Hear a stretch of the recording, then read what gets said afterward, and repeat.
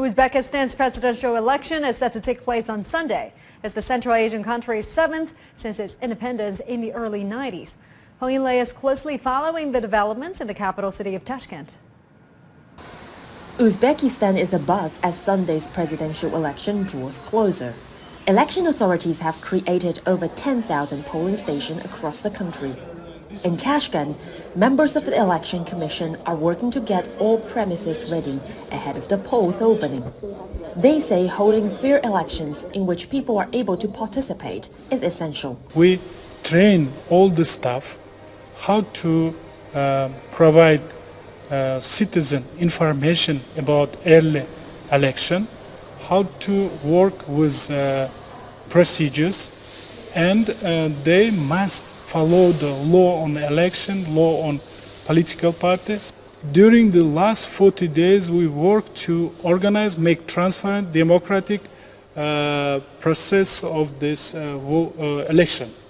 It appears evident that the upcoming political event marks a decisive step into the future of the country and its people. And actually, the president's announcement for the country to hold early elections came shortly after the Uzbek voters approved a package of constitutional amendments in a referendum, which defines the country as a sovereign and democratic state which upholds the rule of law.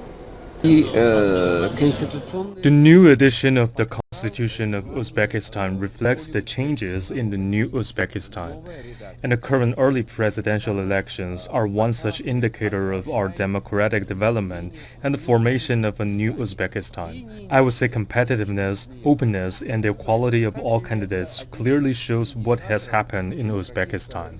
The official candidates for the presidency include former Minister of Education Ulugbek Inoyatov from the People's Democratic Party, incumbent President Shavkat Mirziyoyev from the Liberal Democratic Party, former First Deputy Chairman of the Supreme Court Robahon Mahmudova from the Social Democratic Party or Adolat, and Abdushukur Hamzayev from the Ecological Party.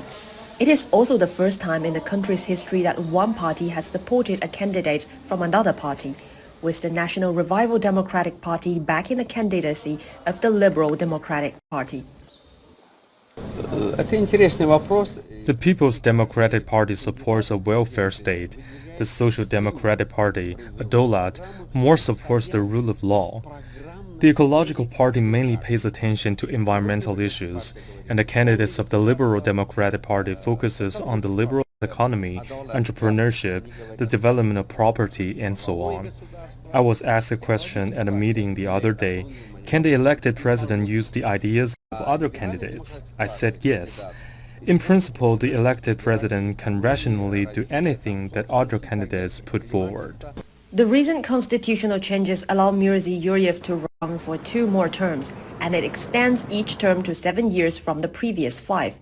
In his re-election campaign, he's promised to achieve sustainable economic growth and double the country's gross domestic product to $160 billion.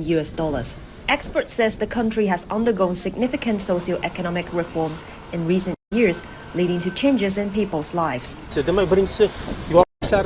The opportunities for young people to study abroad have increased, and the number of foreign-owned enterprises in Uzbekistan has doubled in the past 6 to 7 years. This in turn has led to the entry of foreign technologists, modern specialists, and the competitiveness of the local population. The income of the population has doubled in the last 6 to 7 years. Mirziyoyev has vowed to continue the policy of opening up the country, aiming to boost foreign investment and tourism. He's also promised more support for the families of hundreds of thousands of Uzbeks who work abroad. Hong Yinlei, Cgtn, Tashkent in Uzbekistan.